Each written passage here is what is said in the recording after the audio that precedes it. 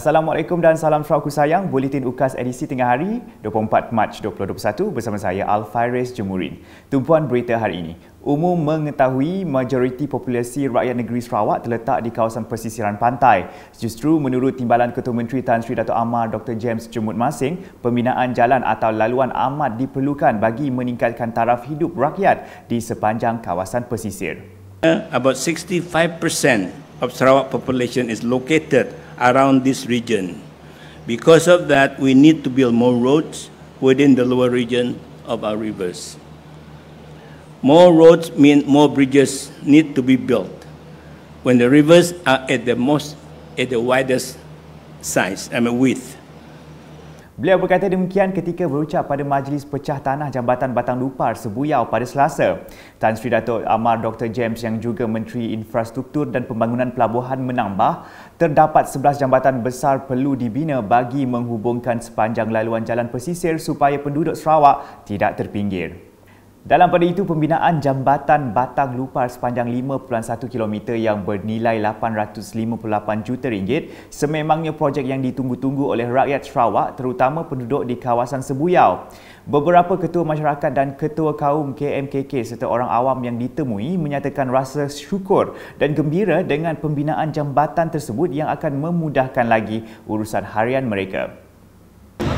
Kini tu kami di penduduk di Mambai sama wakil dari Sungai Ramah, Kaliung, Rabah, Sebuyau, undang mau nangga jembatan mau dipulah sidak di pihak kerjaan Sarawak dalam masa yang kedekat tu kami undang siada masalah dengan jembatan, undang mau, undang semua setuju. Mon kami mati pilih ada susah sikit mau jalan, mon jembatan tu siap lah kami berjalan pergi sini pun senang ya.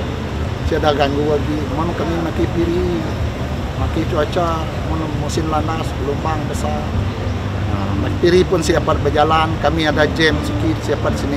Mana piri, mana air besar, gelombang besar siap berjalan. Saya amat gembira karena jembatan ini dipulah pada hari ini lah, start pada hari ini. Mudah-mudahan untuk orang kampung pun rasa gembira. Oleh kerana yang dulu-dulu kami orang di sini pakai perahu membuat barang seperti buat rumah.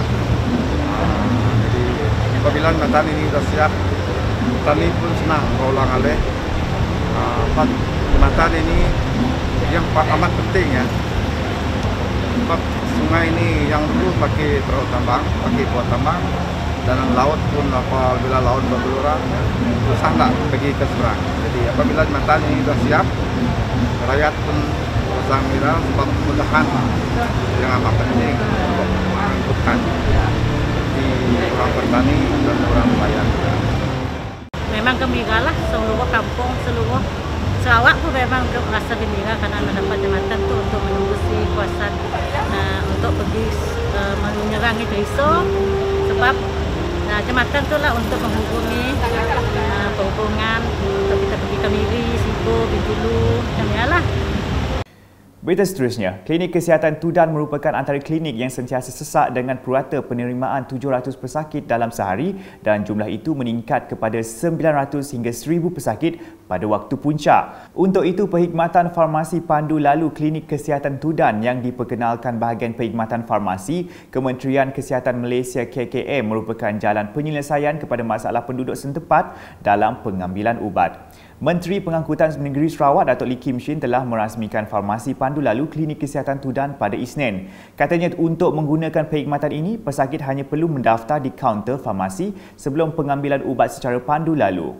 Farmasi Pandu Lalu bernilai RM80,000 tersebut merupakan projek bersama antara Rotary Club of Miri Old Town dan Advocates Association of Sarawak Miri sebagai penaja utama dengan sokongan Pusat Hikmat Masyarakat Dun Senadin, Pejabat Kesihatan Bahagian Miri dan penaja-penaja lain. Dalam perkembangan lain, pada Selasa, Datuk Lee mengadakan tinjauan ke kawasan Tudan, Permajaya dan Desa Senadin yang kerap dilanda banjir kilat. Menurut beliau, peruntukan dari Kerajaan Sarawak dan Kerajaan Persekutuan telah diperolehi untuk memulakan projek pembersihan sungai yang didapati menjadi punca masalah banjir tersebut. Untuk itu, jelasnya 9 projek pembersihan sungai sedang dilaksanakan di bahagian Miri dengan 5 projek dibiayai Kerajaan Sarawak berjumlah RM320,000 dan 4 projek dari Kerajaan Persekutuan berjumlah RM720,000.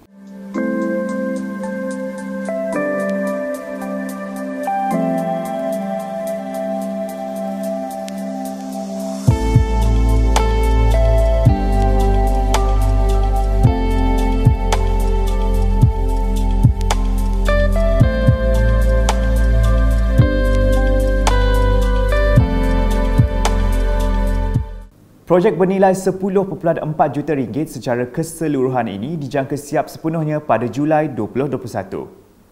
Berita selanjutnya, Ahli Parlimen Sibuti Lukas Nisman Awang Sauni dalam lawatannya ke Kampung Bukit Bom baru-baru ini telah menyerahkan geran sebanyak RM5,000 dan mengumumkan peruntukan RM50,000 bagi kegunaan bina baru bumbung Dewan Terbuka kampung tersebut. Sejurus selepas itu, beliau meneruskan lawatan ke Gereja St. Michael Batu Niah bagi menyerahkan geran kepada jawatankuasa wanita gereja tersebut berjumlah RM3,000. Lukas Nisman turut meluluskan permohonan pihak gereja untuk mendapatkan keperluan laptop, projektor, pembersih tangan, pelitup muka dan mesin pengimbas suhu. Dalam pada itu, beliau juga menyerahkan geran kepada Jawatankuasa Kemajuan dan Keselamatan Kampung JKKK Rumah Tambi Batu Niah berjumlah RM5,000. Beralih ke laporan vaksinasi COVID-19, seramai 1,134 petugas barisan hadapan termasuk ahli Dewan Undangan Negeri Adun Telian, Yusip Nosh Balo telah melengkapkan suntikan dos kedua vaksin COVID-19 yang diadakan dari 19 hingga 22 Mac 2021 di Hospital Muka. Yusip Nosh ketika ditemu bual UKAS selepas menerima suntikan itu menyeru masyarakat di negeri Sarawak untuk mendaftarkan diri menerima vaksin demi kesejahteraan bersama.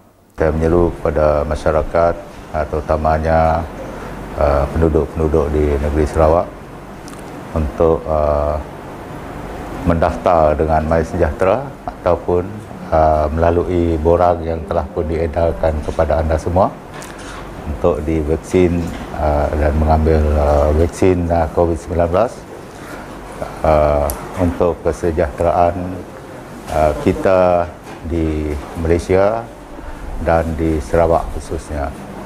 Sementara itu, Pegawai AADK Daerah Muka, Felinora Joseph, turut senada menyuruh orang ramai mendapatkan vaksin COVID-19. Syukur pada hari ini, saya telah mendapatkan vaksin kedua untuk COVID-19. Terima kasih kepada pihak kerajaan. Dengan ini, saya menyeru agar semua masyarakat jangan takut untuk ambil vaksin. Kita jaga kita, stay safe. Korporal Zainal Laili dari Ibu Pejabat Polis Daerah Muka pula merakamkan penghargaan kepada kerajaan atas peluang yang diberikan dalam mendapatkan vaksin tersebut. Alhamdulillah, saya selesai untuk vaksin peringkat kedua dan saya menyeru kepada kawan-kawan yang di luar supaya bersama-sama untuk menerima vaksin. Dan sekali lagi saya mengucap terima kasih kepada pihak kerajaan kerana memberi peluang untuk kami terima vaksin kali ini. Manakala Ketua Balai Bomba dan Penyelamat Mukah Azman Hanafis menyeru orang ramai untuk tidak takut dan was-was atas pengambilan vaksin berkenaan. Kami sebagai rakyat Malaysia mengucapkan terima kasih kepada kerajaan Malaysia kerana telah memberikan kami vaksin untuk melindungi diri dan melindungi semua. Jadi saya harap janganlah kita takut dengan vaksin. Jadi supaya yang belum mendaftar vaksin, sila berbuat demikian di dalam MySejahtera. Beralih ke laporan vaksinasi di bahagian Kapit, petugas barisan hadapan dan mereka yang telah menerima vaksin dos kedua pada Isnin turut menyeru orang ramai agar tidak mudah terpengaruh dengan fitnah yang tidak betul berkenaan pengambilan vaksin. Bagi Timbalan Residen bahagian Kapit, Galong Luang berharap orang ramai tampil mendaftar untuk menerima vaksin COVID-19 yang terbukti selamat. Lalu ngotok aku kira ke asuh bala kita mayuh sama ngau register kena suntikan vaksin, lapan suntikan vaksin ke mana ke pengerai kita ke Derintu, lalu pihak mereka ke pengerai bala mayuh ke Kulai membantu keperluan kita semua. Sementara itu, Pegawai Daerah Kapit Cherry Solongo sabut menambah setelah mendapat vaksin tersebut, beliau lebih berasa yakin walaupun perlu terus mematuhi SOP. Jadi ngau tu aku minta semua bala kita anai rau sekali-kali. Lepas itu nak segi mana deh. Lepas jaga pengerai kita, jaga tempu, jaga family kita, jaga masyarakat.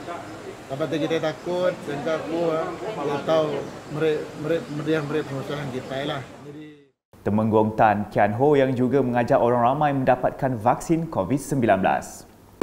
我没有觉得有什么也是很好。我呼吁全部的人民要 register injection， 这个没有什么，这是对大家好的。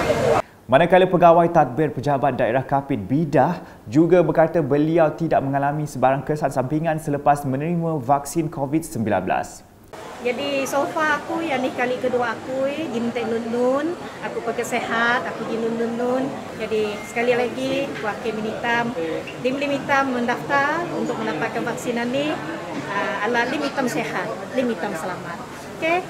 Berikut pula laporan harian COVID-19 setakat Selasa. Jawatan Kuasa Pengurusan Bencana Negeri Sarawak, JPBNS dalam kenyataan medianya memaklumkan terdapat 2 kes kematian baru dicatatkan di Sibu. Turut dimaklumkan sebanyak 140 kes positif telah dikesan di 14 daerah di Sarawak menjadikan jumlah keseluruhan meningkat kepada 14,514 kes. Sehubungan dengan itu, daerah Asajaya telah kembali ke status hijau. Daerah Subis pula berstatus jingga. Dalam kenyataan sama mengisytiharkan penamatan 3 kluster iaitu kluster Nangalijan, Julau, kluster Univista, Semarahan dan kluster Kidurong 2, Bintulu. Keputusan tersebut dibuat setelah tiada kes baru dikesan dalam tempoh 28 hari menjadikan jumlah keseluruhan yang masih aktif sebanyak 31 kluster. Sekian edisi Tengah Hari bersama saya Al-Faris, Jemurin dan kru penerbitan. Berita lebih lanjut boleh didapati di semua platform media sosial UKAS termasuk portal ukas.sarawak.gov.my dan pastikan anda subscribe UKAS Channel di YouTube. Salam UKAS.